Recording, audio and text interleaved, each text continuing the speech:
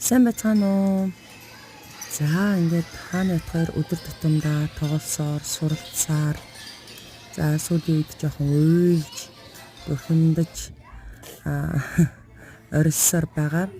Хаврын уйлралд ялангуяа уйлах нь, учир нь үл олдох нь их сэтгэлтэй. Яг юм аутистик хүүхэдтэй ээж аавд бол илүү сайн мэдэх бах.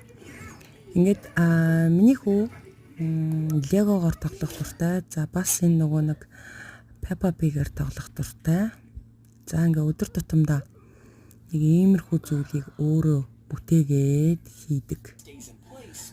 За би энийг бодохдоо манай хүүхд нөгөө хөлөг онгоц, сансар огторгуй зэрэгт дуртай учраас тэр ертөнцийнхаа тэ өөрөө бодцсон зүйлээ хийдэм шиг байгаа. Эсвэл ингээд мэдээж нөгөө их юм үзэж суралцдаг л да.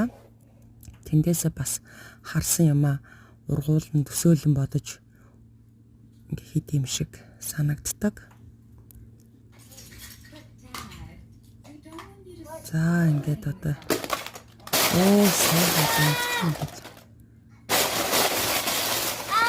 харин ч гайгүй байна. Ингээ өөрөө нэг дотроо бодцсон төлөвлөсөн тийм юм ингээ өөрөө зохиогоо хийдэг байхгүй. Өөрөө өөртөө ярина. Заримдаа ээжигээ, аавыгаа, ах эгчигээ туслуулна.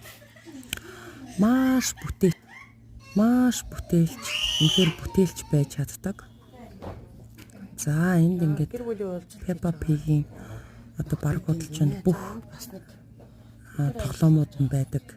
Тэгэд энийг ингээд хөргөн өрөө тоглоно. Эдгээр нь жоохон хөдөлж мөдөлчих юм бол те мэдээж өөрийнхөө санснаар болохгүй ингээд унж мунаад нурчих юм бол за нэг хэсэгтэй л ойрлно уйлна. Шартай юм байна гэж би бас бодод. Хувь хүний өөрийнх нь онцлог байгаа ш тааш. Тэр нэг жоохон шартай юм шиг байгаа. За ингээд ширээ саналаа бэлдээд. Энд ингээд тоглоомуудаа үлдэж тавиад. Энэ сайн анзааруул гадаа байдаг тоглоом энэ төр засцсан харагдаад байна. За тэр нь нөгөө өөр бичлэгэн дээр байгаа. Дараагийн бичлэгээр үзүүлнэ.